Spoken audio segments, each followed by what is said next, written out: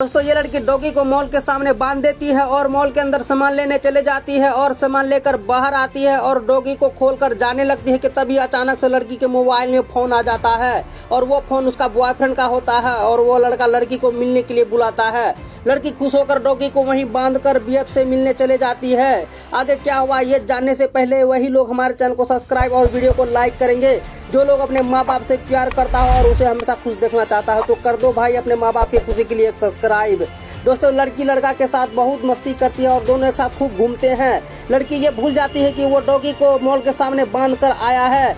Doggy भूख से परेशान हो जाता है और शाम हो गया। जब लड़की डॉगी के पास आती है तो डॉगी वहाँ नहीं होता है और लड़की बैठकर रोने लगती है।